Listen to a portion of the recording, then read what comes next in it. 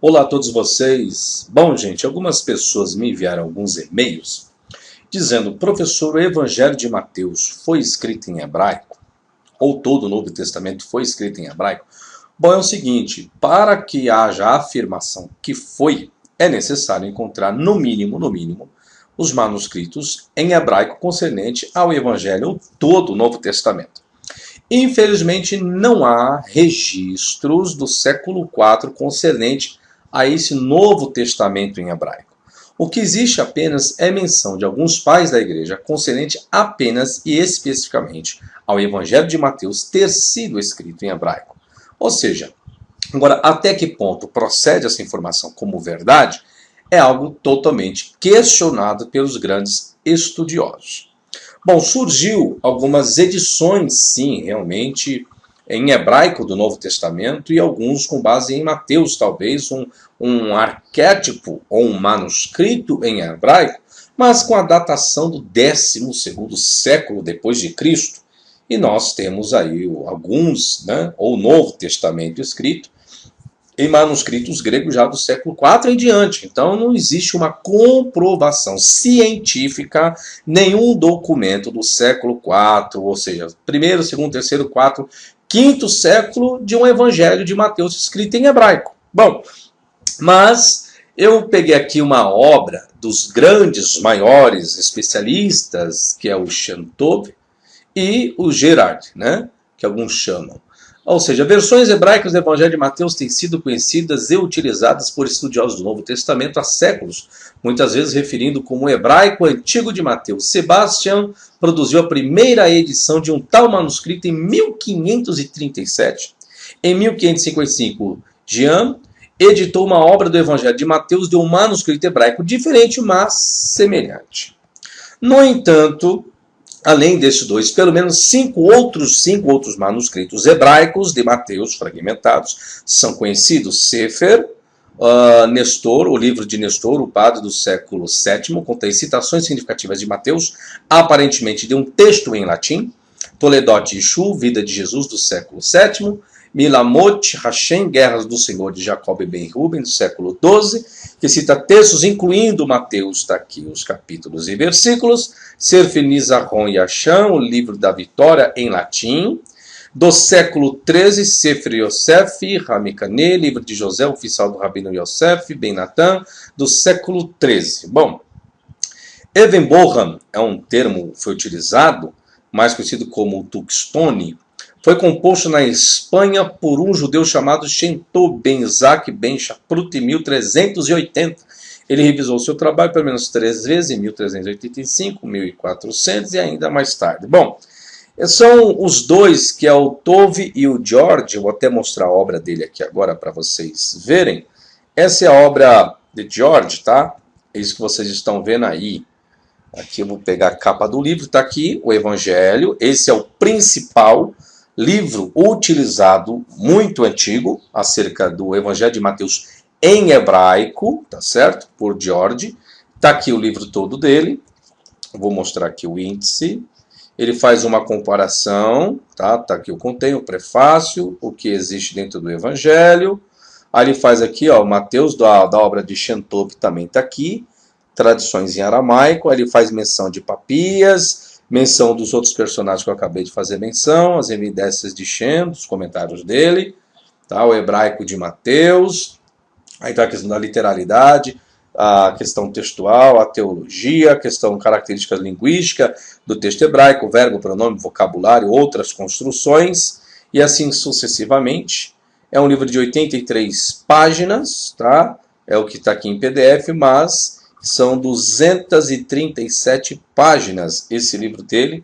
É o livro mais famoso, editado, de uma obra muito antiga. Esse aqui, Tove, e esse George, foram os mais conceituados. Aqui tem o texto hebraico, aqui a transliteração, em a tradução em inglês. Existem as anotações aqui que ele faz. Bom, eu analisei alguns capítulos e versículos dessa obra de Mateus em hebraico, segundo ele obteve de um manuscrito, mas não um manuscrito mais antigo do que os manuscritos gregos. Existe também um outro códice utilizado, mais dois. Esse é um outro códice, tá? O códice MS-28. Esse aqui é um, com a mistura de escritas cursivas, tá?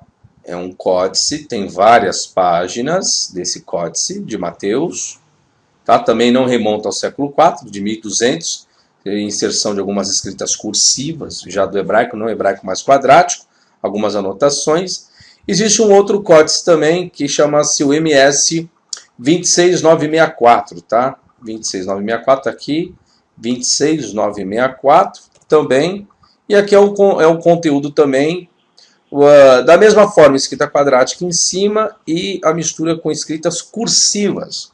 Então, esses são os dois códices mais antigos que não remontam ao século IV, V, VI, tá?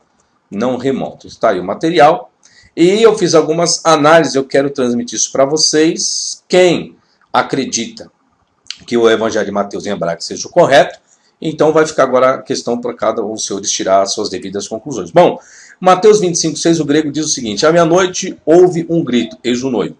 Já a obra de Shentob, que depois de George, que foi lá e fez uma recensão, vamos dizer assim, em sua obra, coloca: eis que à meia-noite uma voz se fez ouvir, eis o noivo, uma voz. O ponto de comparação é interpolação, aí está a questão totalmente interpolado, idêntica da palavra voz, diferente de Shentob, do hebraico de Mateus. Esta variante utilizada relata melhor o conhecimento de seu próprio autor, mas então é uma questão muito pessoal. Mateus 1:1, o grego traz a geração de Jesus Cristo, enquanto que sob Shen, ele omite a expressão Cristo, a questão do messianismo. Então, as gerações de Jesus, apenas isso. Está aqui a bibliografia que eu utilizei desse livro, tá?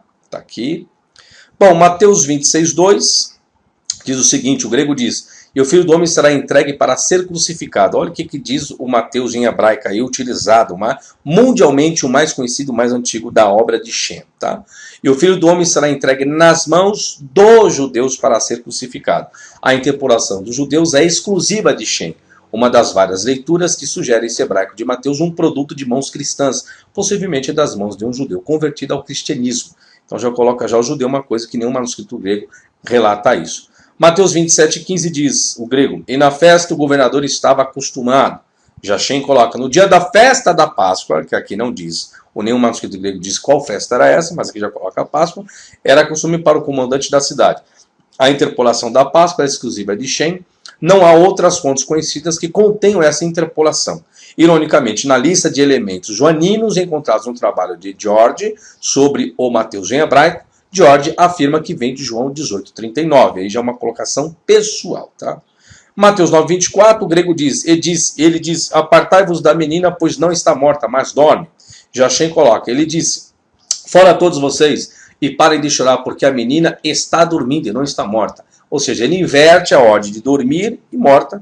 Não há outras fontes conhecidas que contenham esta interpolação. Apenas na obra dele, tá? Mateus 1:21 diz: lhe porás o nome de Jesus, porque ele salvará o seu povo dos seus pecados. Já Shem coloca: ele salvará o meu povo dos seus pecados. Ou seja, já o texto grego coloca que Jesus quem salva o ser humano dos pecados. Já Shem, ou seja, a versão em hebraico de Mateus, diz que não. Que ele salvará o meu povo, o povo de Deus, e não o povo de Jesus, tá?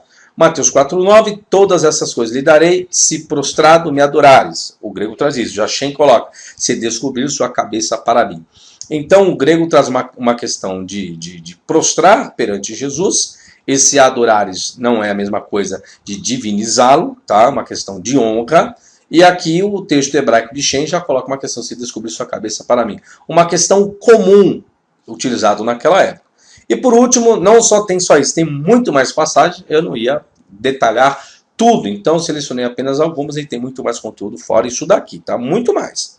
Os teus pecados estão perdoados, é o que diz o texto grego em Mateus 9:2, porém o trabalho de Mateus em hebraico diz, é pela fé em Deus que seus pecados foram perdoados. Então, ou seja, daí, o que isso demonstra?